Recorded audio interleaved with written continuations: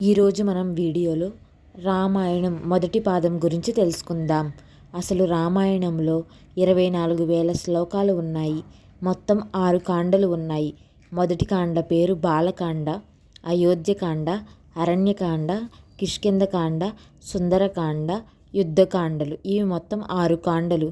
ఇది కాకుండా మరొక కాండ కూడా ఉంది, అదే ఉత్తరకాండ. రామాయణాన్ని ఆది కావ్యం అని కూడా అంటారు.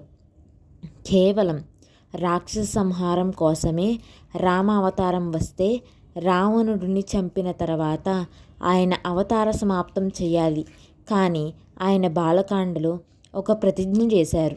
అదేంటంటే దశవర్ష సహస్రాణి దశవర్ష శతాని చ, నేను 11,000 సంవత్సరాలు ఈ భూమండలం మీద ఉండి ఈ భూమండలాన్నంతటినీ పరిపాలిస్తాను అని రాముడు 14 సంవత్సరాలు అరణ్యాలలో గడిపాడు.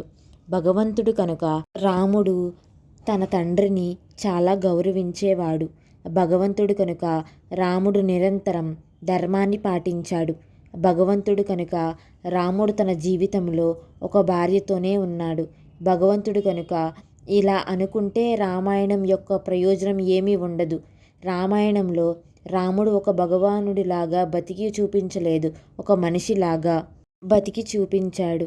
మనం ఎలా బతకాలో చూపించాడు. అందుకే రామాయణం ఎంతకాలం ఉంటుందో, ఎంతకాలం చెప్పుకుంటామో, ఎంతకాలం చదువుతామో, ఎంతకాలం రామాయణం మీద విశ్వాసం ఉంటుందో అంతకాలం మానవత్వం ఉంటుంది.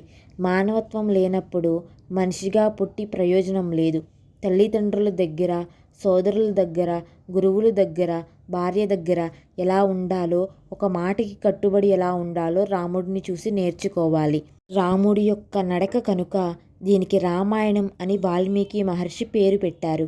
అలాగే ఆయన రామాయణానికి సీతాయ చరితం మహత్ పౌలస్త్య వద అనే పేర్లు కూడా పెట్టుకున్నారు.